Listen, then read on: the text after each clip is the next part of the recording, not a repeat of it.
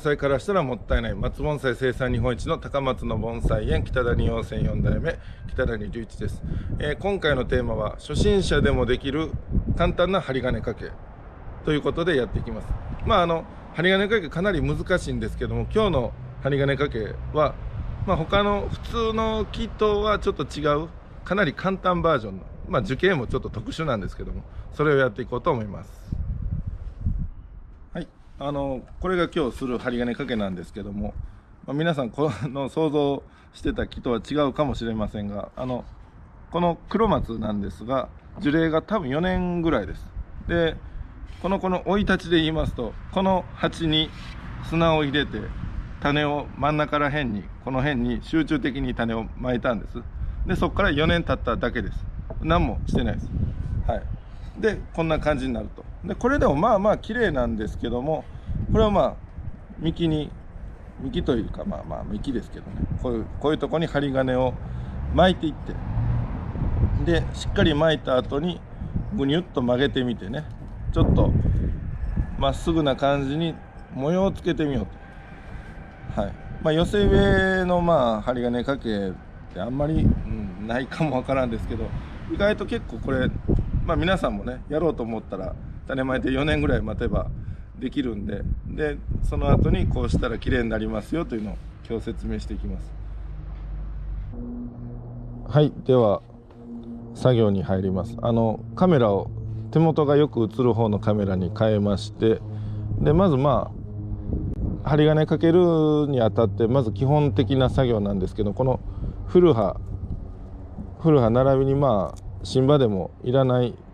葉っぱをまず取ると。指で取ってもピンセットで取ってもいいんですけども、ハサミで取るとちょっと残るかなとい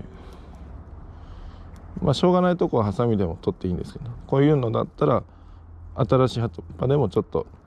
周りに対して合わせるように減らすと。こんな感じね。このままいくとね結構見にくいんですけど、古葉をねこう見やすいようにね、目の角度を変えてね、古葉をこうね見やすい場所に持ってくるんですね。それからそこを取るとね、こう見やすいように持ってきて取ると。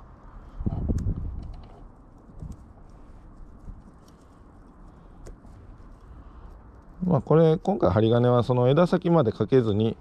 幹にだけかけるんで、そんなにはその葉っぱはこだわらなくてもいいんですけど、せっかくかけるんでね、完成が綺麗な方がいいと思いますんで、この古葉取りは丁寧にやります。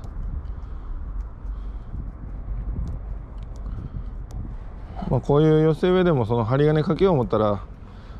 なるべく細いうちでないとね、太くなると結構針金が太くなってね、幹も太いから曲げにくいんですけど、針金も太くなって扱いにくいですし、できたら細いうちにね癖つけて、で太るならそのうちまたその太るんですけど、くねったままちゃんと太ってくれるんで、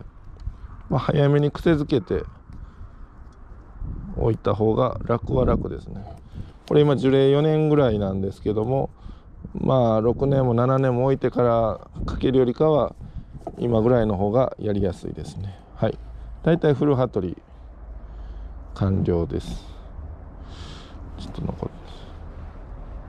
る、こんなぐらいで、はい、でだいたい幹に対して3分の1ぐらいの太さの針金が巻けれたら曲がるんですけども、厳密に3分の1よりかはちょっと半分の太さぐらいちゃうかなぐらいのね気持ちでいった方が最初慣れてない方はいいと思います。針金太すぎたらちょっとやりにくい場合もあるんですけども、細かったらもう全然曲がんないんで、だったらもう太めに巻いてどうにかする方が無難と。細めにする方が、細めはね巻くん簡単なんです。でもその後が曲げてもビヨーンと戻るだけなんで、その辺ちょっと太めの方が後々やりやすいですね。はい、じゃあ早速針金の方行ってみます。これ針金なんですけども、これで3分の1よりちょっとこれが針金が細いかな。この子とこの子だけちょっと太めの針金がいるかもわからんですね。ちょっとこの子最初太いからいってみましょうかね。この子に対してはもう一つ太めの針金、これはもう半分ぐらい太さありそうです。3分の1ぐらいか。ちょっとでも太めっちゃ太めですね。でもこれだったらもう間違いなく曲がります。でこれを幹の近くにブスッと、これね他の苗木の根もあるんで結構刺すとこ難しいんですけど、これで巻いて、ぐるぐるっと、ちょっと巻いてみます。で最後はねキュッとね、なんかキュッとって擬音で言ってもいかんのですけど、最後ねこんな感じでちょっとなんか締めるほどではないんですけど、ちょっと軽く締めるような感じで、この螺旋はあんまりぐるぐるぐるとそのバネのように細かい感じじゃなくて、緩やかなね、こんなぐらいがちょうど理想です。これだったら多分こうやってね簡単に曲がります。はい。まずは全部巻いていってみますね。これはもう一つ細くてもいけるかな。順番に近くからいってみましょうか。これ細い。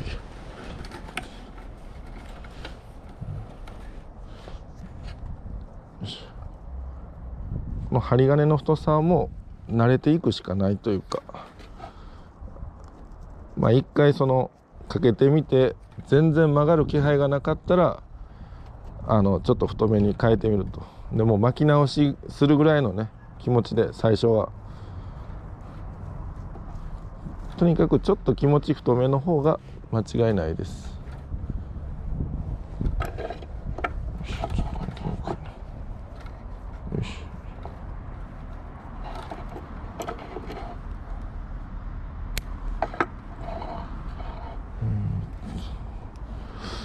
これぐらいで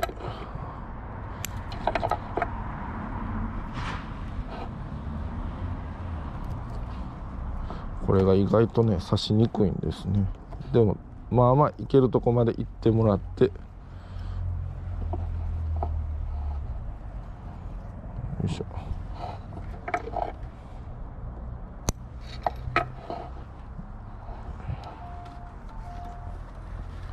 ちょっと横に当てがあって気持ち長めに切って刺す。硬いけどどうにか頑張って、これがしっかり刺さってないとね案外曲がりにくいんでね。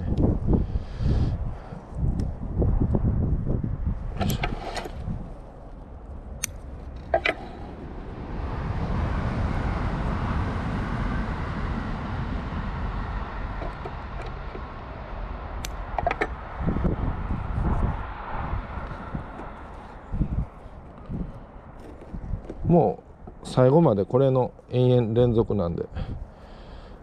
割と作業としては簡単かと思います。こういうの寄せ植えはね。でも曲がるんでね、ちょっと他の針金加減邪魔にならんとこに一旦曲げときながらやってみたり。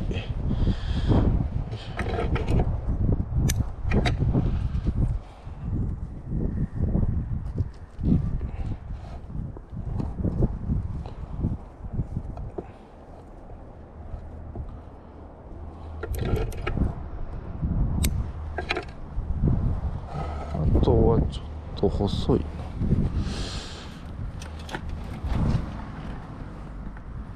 一つ細めの針金でいってみます。太め言うてもあんま太すぎたらね持っていかれるというか、針金にね、針金のこの螺旋の中でねこれ今幹ですけど、他普通で言うと枝になりますけど、それが針金の中で断線していくような感じになりやすいんですね、太すぎるとね。なるべくちょうどええのがいいんですけども、それでも気持ち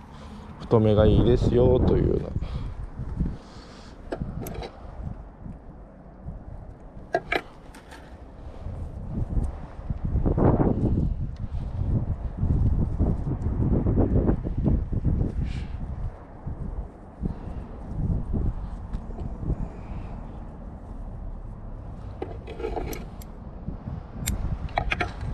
と1本。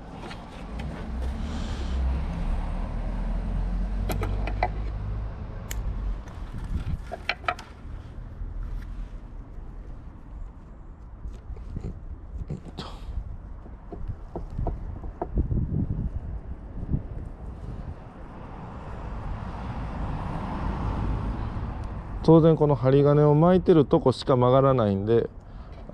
先の方は今回はこれ曲がりません。巻いてあるとこだけで模様つけていくと。でこれ大体今全部巻いたんですけども、こっからはもうその今から作る方のセンスですね。好み、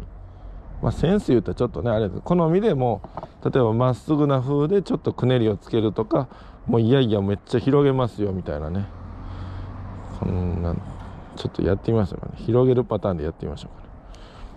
それなんとなくはね調和が大事ですけどね、それが難しいんですね。でなるべくこの螺旋に合わせた方向で曲げていかないとゴワゴワっとなります。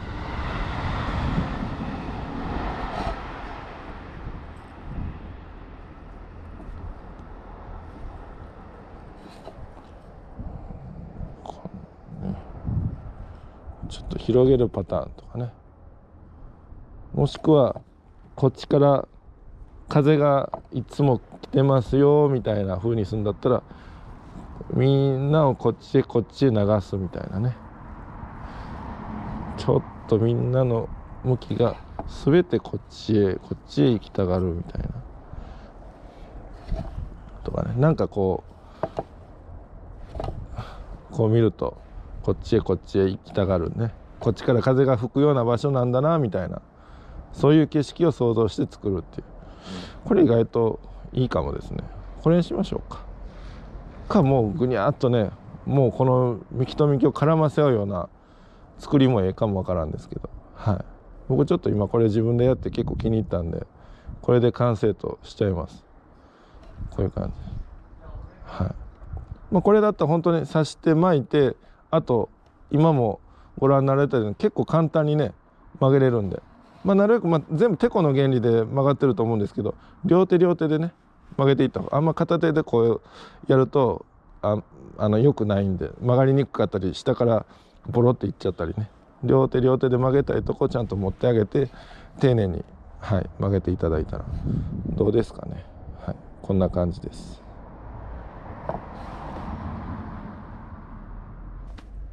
今回は初心者でもできる針金みたいな感じで最初言い始めたんですけども、普通の木ではないんですけどね、これ寄せ植えの種まいて4年ぐらいのそういう木に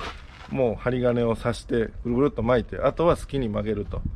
こういう針金掛けもありますよという。これだと本当にね今自分でやって思ってたんですけど相当簡単です。で特に細い間これぐらいの細さだと本当に簡単なんで、もしね、ちょっと長丁場になりますけども、こういう鉢を持ってて砂もあって種も手に入ったら巻いてみたらね、割と数年後にはこんなん遊べますんで、こういうの売ってたら買われてねやるのいいんですけど、ゼロからやったらまたなお愛着も湧いたりしますんで、そんな感じで楽しんでもらえたらなと。それとこの針金なんですけども、だいたい若いから1年ぐらいで多分食い込んでくると思うんですね。特に思いっきり巻いたらすぐ食い込むんですけど、今回僕割と緩めには巻いてるんですが、それでも1年経ったくらいで食い込んできそうなんで、その時には外してください。もう食い込む前がいいです。ちょっとこの針金の筋が残るか残らんかぐらいで、もうアルミの針金だったら簡単に手でも取れるんですけど、やっぱりニッパーみたいなんでねパチパチ切りながら、ほんで1年も経てば針金の癖ついてますんで、だいたい食い込む頃になるともう針金の癖はしっかりついてるんで、ほどいてもこのまんまで綺麗、形が保たれると。そういう注意点もあるんですけども、今回はこういうことで、盆栽からしたらもったいない北谷温泉4代目北谷隆一でした。チャンネル登録高評価よろしくお願いします。